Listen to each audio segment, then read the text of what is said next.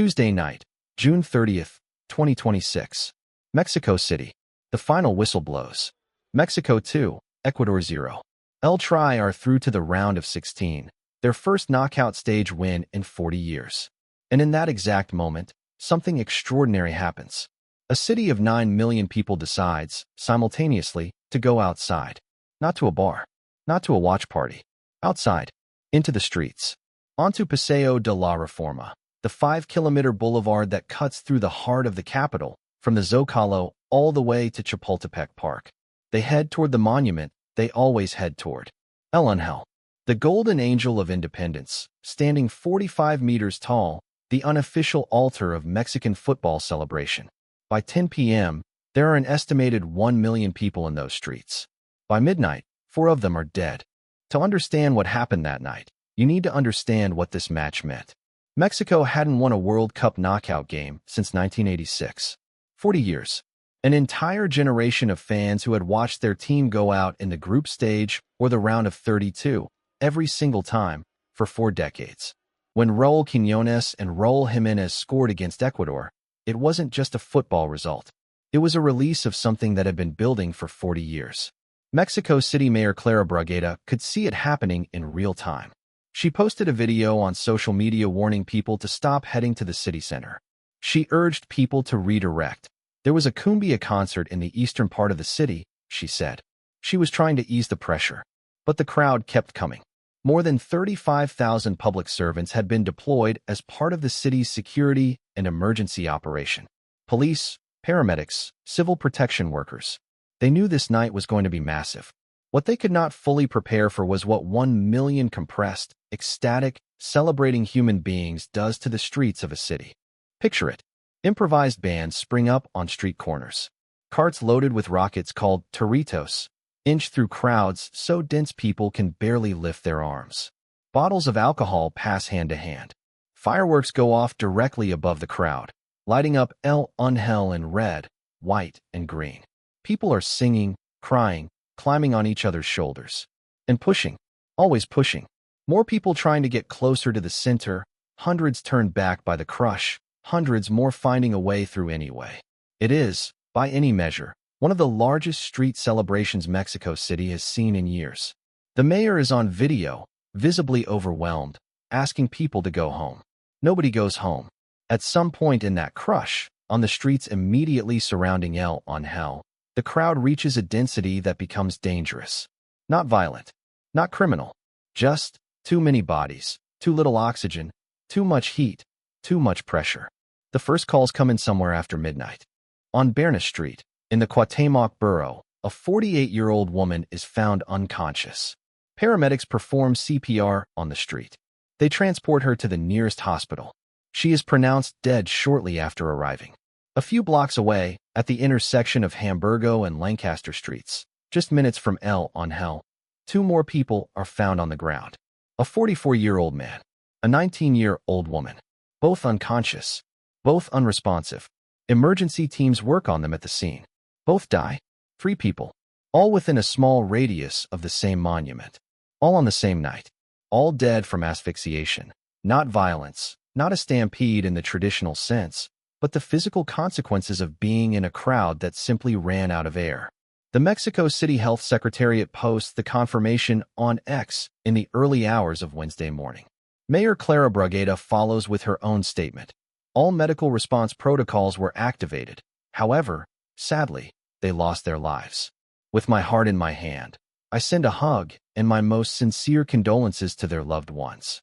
We reiterate the call to always celebrate with responsibility, care, and empathy. Then, the following day, the number rises again. A 4th victim, a man, around 30 years old, whose identity had not yet been confirmed. He had been found suffering an apparent epileptic seizure, convulsions, and gastrointestinal bleeding during the celebrations. He was taken to hospital.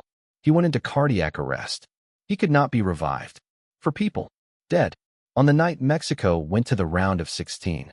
What makes this story even harder is that it wasn't the first time something like this happened during Mexico's 2026 World Cup run. Not even close. Go back 1 week. June 24th, Mexico beats Czechia 3-0 and secures its place in the knockout rounds. Celebrations erupt across the country. In Cabo San Lucas, the resort city on the tip of Baja California, one of Mexico's most popular tourist destinations, fans fill Lázaro Cárdenas Boulevard. At around 9 p.m., a black car encounters the crowd. Social media footage, later verified by Reuters, shows the car surrounded by celebrating fans. People in Mexico jerseys. Then the car accelerates. It drives directly into the crowd, throwing people into the air before crashing into bollards. 17 people receive medical treatment. The driver is arrested at the scene. Los Cabos acting mayor expresses solidarity with the victims and promises a full investigation. The Baja California Sur Attorney General opens a formal inquiry.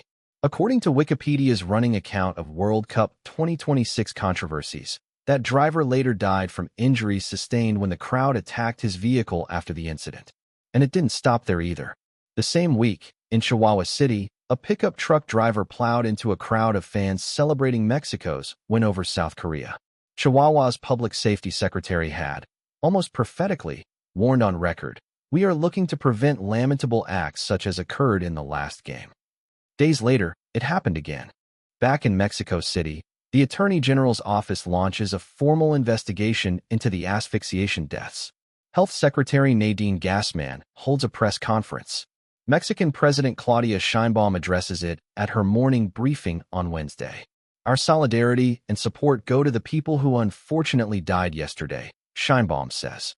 "Our condolences are always with their families, and the head of government is in contact with them." She instructs Interior Secretary Rosa Isela Rodriguez to provide direct support to the victims' families. Authorities are now working to determine exactly what caused the asphyxiation deaths, whether it was pure crowd compression, whether there were other factors, and crucially, how to prevent the same thing from happening again. Because Mexico is still in the World Cup, they face England at the Azteca on July 5th.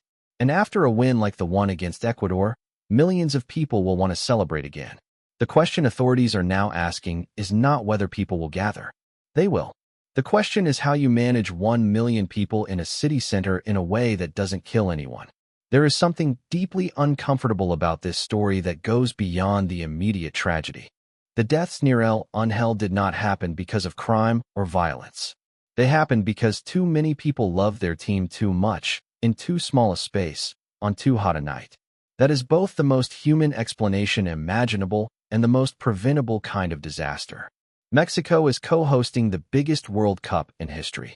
The tournament has brought the country economic energy, global attention, genuine sporting joy. And it has also, in the space of 2 weeks of group stage football, produced a driver killing people in Cabo San Lucas, a truck through a crowd in Chihuahua, and 4 dead by asphyxiation in the capital. The Mexican government's response, investigations, condolences, safety reviews, is the expected response. Whether any of it changes the conditions that allowed these deaths to happen before England come to the Azteca on July 5th is the only question that matters now. For people went out to celebrate a football result. They did not come home. That is the story of Mexico's World Cup so far, and it is one that the tournament's highlights packages will not show you.